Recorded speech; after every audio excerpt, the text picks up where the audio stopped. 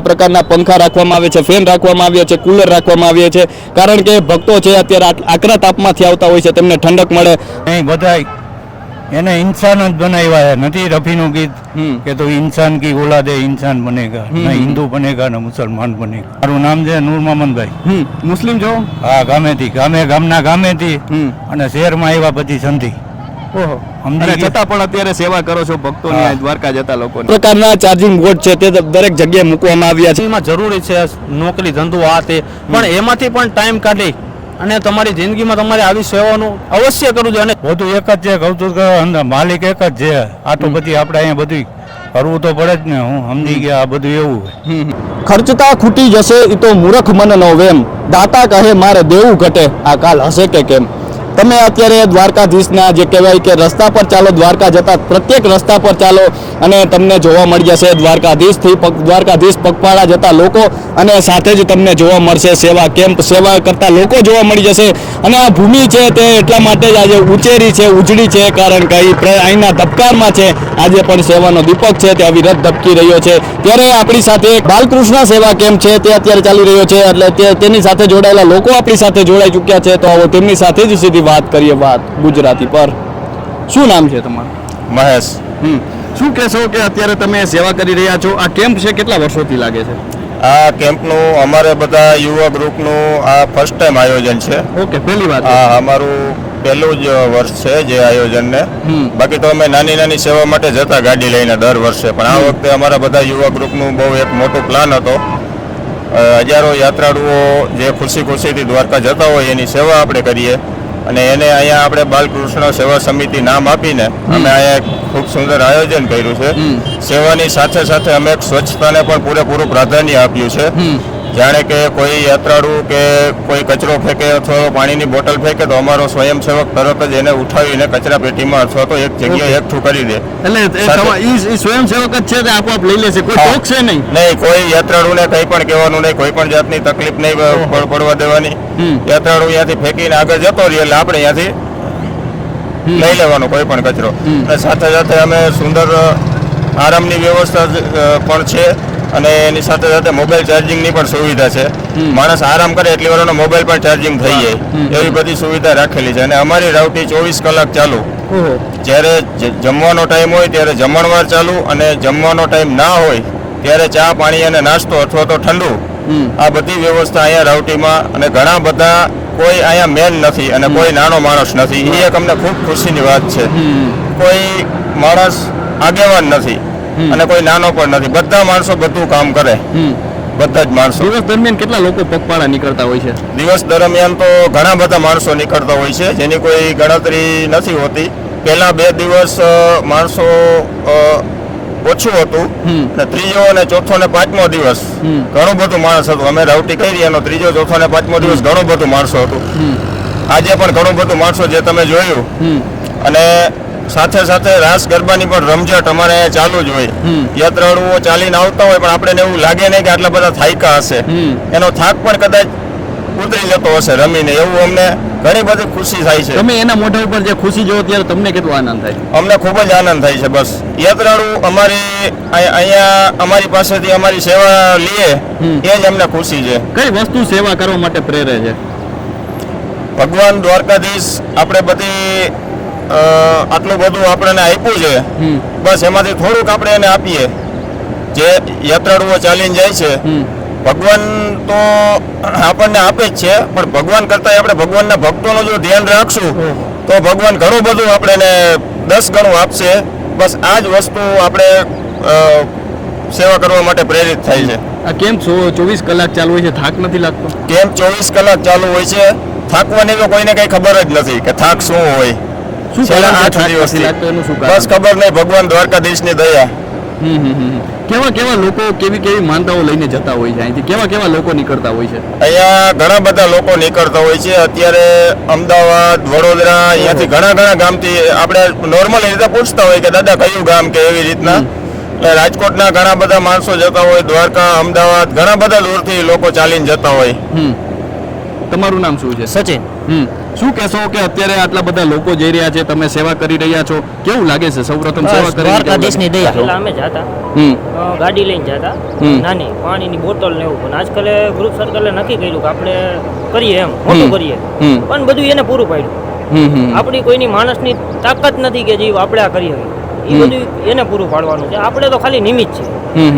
આપણે તો એક મનમાં વિચાર ખાલી કરવાનો હોય કે ભાઈ આપણે આ વસ્તુ કરવી, બાકી પૂરું એ કરે.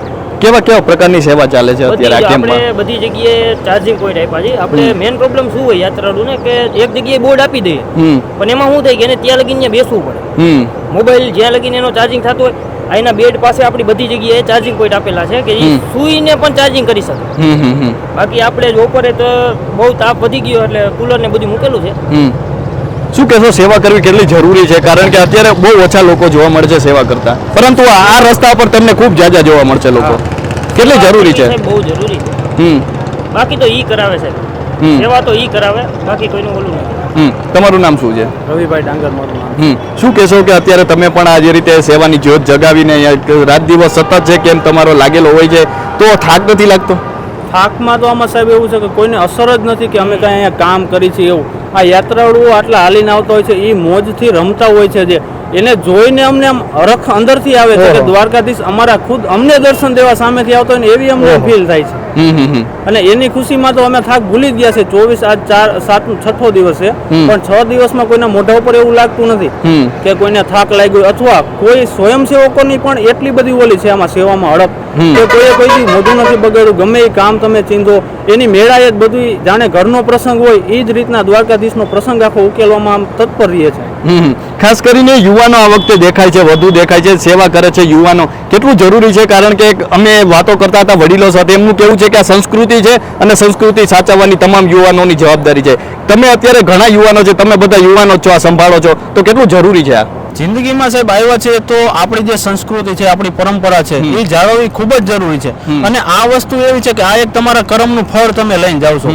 બીજી વસ્તુ તમે જે જિંદગીમાં જરૂરી છે, નોકરી ધંધો આ તે, પણ એમાંથી પણ ટાઈમ કાઢી અને તમારી જિંદગીમાં તમારે આવી સેવાનું અવશ્ય કરવું જોઈએ. અને જોવાનોને તો હું યુવા વર્ગને તો ખાસ કહીશ કે આવા કોઈ પણ કાર્ય હોય એમાં તમારો 100% આમાં ફાળો આપવો જરૂરી છે જિંદગીમાં.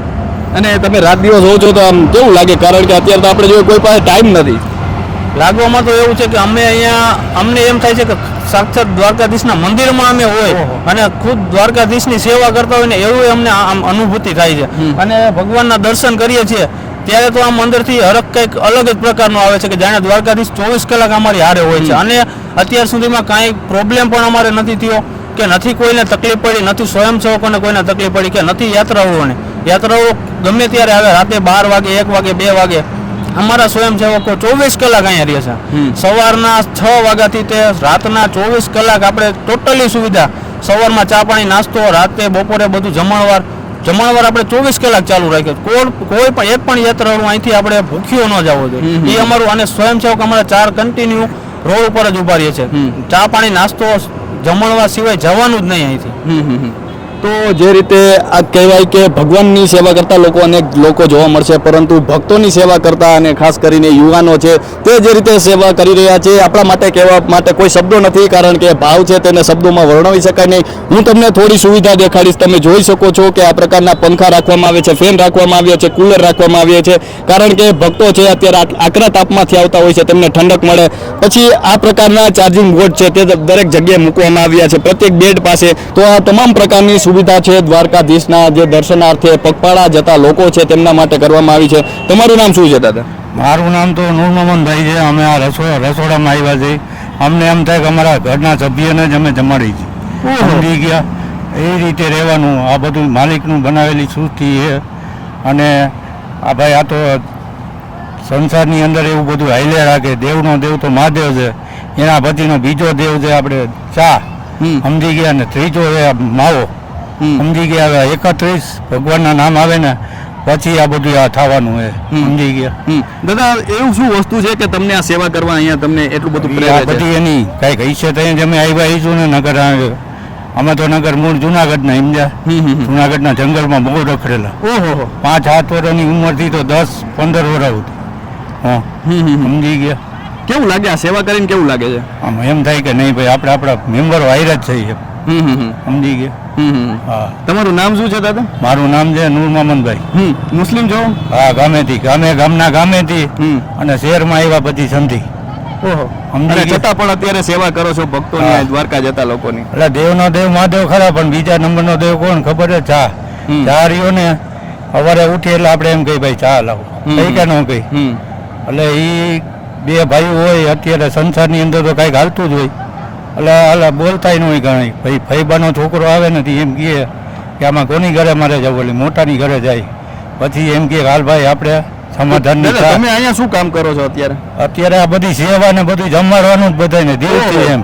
સમજી ગયા. શું શું જમવાનું બનતું હોય છે? જમવાની અંદર જે પબ્લિક રાજી થવી જોઈએ, આપણા બધા સભ્ય રાજી થવા જોઈએ. ના ભાઈ એમને દિલથી જમાડ્યા. જ્યારે જમે ને એના મોઢા ઉપર જે હરખ જોવા મળે ત્યારે તમને કેટલો આનંદ અરે થાય? અમારી વાત જ કરો, એમ થાય કે નહીં, આપણા મેમ્બરો જ છે, બધા વડીલો જ છે. સમજી ગયા. દ્વારકાધીશ પ્રત્યે કેટલી શ્રદ્ધા? એ બધું એક જ છે. આ મારા આમ કાન પકડો કે આમ કાન પકડો, આ બધું એવું. સમજી ગયા. બધા માટે હાવનો માલિક એક જ છે. સમજાણું આ છે ભાઈ. એટલે કે આ બધા લોકો જતા હોય, પગપાળા જતા હોય, રાસ ને એવું રમતા હોય, અને તમે પણ જોતા હોવ છો એમના મુખ પર જ્યારે હરખ જોવા મળે ને આટલું બધું ચાલીને જતા હોય ને તમે સેવા કરો છો ત્યારે તમારા મનમાં કેટલો આનંદ થાય? અમે જો જરીક ફ્રી હોય તો અમે મંડી રમવા, અમને એટલો બધો આનંદ થાય. તમે રમવા માંડો? હા.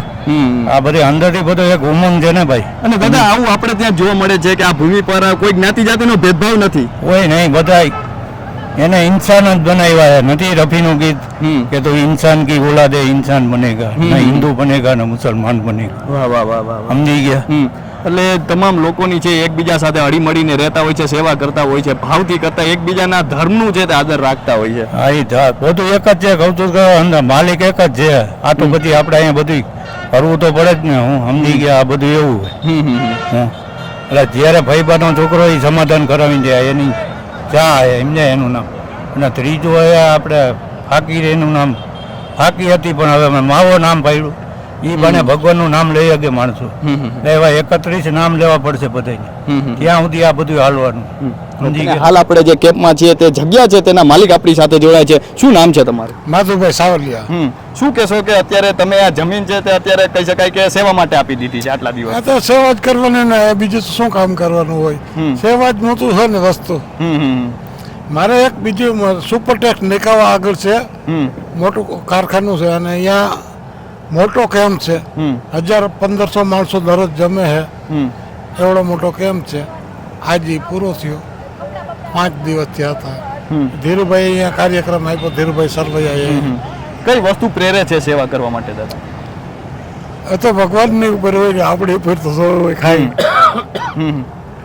શું કહેશો, કેવું લાગે જ્યારે લોકો આવતા હોય છે નિરાતે અરે આરામ કરતા લોકો હોય છે, રાસ આવતા રમતા હોય છે? એટલા હાલતા હોય તો અહીંયા આવીને રમે, એનો કેટલો ઉત્સાહ કહેવાય. અને એ જોઈને તમને કેટલો આનંદ આવે? અમને આનંદ જ આવે ને. અમને માણસ જોઈને જ આનંદ આવે. અહીંયા ખાઈ પીએ અમને બહુ આનંદ આવે. અને એ બધાને જ્યારે તમે સેવા કરો છો, જમાડો છો, ભોજન ને પ્રસાદ આપો છો, અને એનો હરખ કેટલો હોય છે? બહુ હરખ હોય. હરખથી જ ખવડાવવાનું હોય ને. ખવડાવવું પેલું બીજા માણસો સેવા કરવા વાહનો ભરી ભરીને ઠંડા પાઈ જાય. ઠંડા પીણા, આઈસ્ક્રીમ, ઠંડા પીણા, પછી કેટલી જાતનું ઠંડુ આવે ને ખવડાવી જાય. સવારે ચા, પછી હું તમને કહું પાણી, નાસ્તો, કઈ નહીં ટાઈમ સવારે થેપલા, લાડવા, ગાંઠિયા. હું તમને કહું સવારથી બપોરે જમવાનું બધું, સાંજે ચા, સાંજે જમવાનું, રાતે 3 વાગ્યા સુધી ચાલુ રાખી. થાક ના લાગે આ બધું? ના કાંઈ થાક ન લાગે. ભગવાનની સેવા કરતા તો અનેક લોકો જોવા મળે છે, પરંતુ ભક્તોની સેવા કરતા અત્યારે એ વસ્તુ અહીંયા જ જોવા મળે, આજ ભૂમિ પર જોવા મળે. શું કહેશો કે આ કેટલું જરૂરી આપણે છે? ગુજરાતની ભૂમિ એમાં સૌરાષ્ટ્ર, એટલે તો એમાં કોઈ પૂછવા પણ કેટલું નહીં. જરૂરી છે અત્યારે આ વસ્તુ? જરૂર તો હોવાની ઉપર. સેવા કરવી કેટલી જરૂરી? સેવા વસ્તુ સાચી જીવનમાં, સેવા અને સમરણ બે જ વસ્તુ સાચી. બાકી તો જિંદગી એમણે કાઢી નાખવાની છે. ઉપરવાળાની દયા, દ્વારકાધીશની દયા, એ જ બધું કરાવે. જય દ્વારકાધીશ. જય દ્વારકાધીશ. તો જે રીતે ગોપી ભાવે રાસ રમતા લોકો છે, કદાચ આ કહી શકાય કે આનંદ છે, આ કદાચ કહી શકાય કે દ્વારકાધીશ પ્રત્યેનો ભાવ છે. અહીં તમે એક વખત ચાલવા નીકળો છો, પછી તમે એના ઈશારે ચાલતા હોવો છો, તેવું અહીં આવતા ભક્તોનું કહેવું છે. અને રાસ રમતા પ્રત્યેક થડકારમાં, પ્રત્યેક રણકારમાં, પ્રત્યેક કહી શકાય કે ચાલની ચલંગતમાં તમને દ્વારકાધીશનો નાદ છે તે સંભળાઈ જશે. અને તમારે સેવાનો ખરો લાભ જોવો હોય, શું છે સેવા તે જોવું હોય, શું છે આ ભૂમિ તે જોવું હોય, તો એક વખત આ રસ્તે અચૂક આવો અને આવા લોકો સાથે તમે બેસો, થોડી વાતો કરો, તમને અચૂક જાણવા મળી જશે કે આ ભૂમિ છે કેમ આટલી આજે ઉચેરી છે, ઉજળી છે, એ તમને અહીં આવીને જોવા મળી જશે. તો અત્યારે બસ આટલું જ. ફરી મળતા રહીશું વાત ગુજરાતી પર.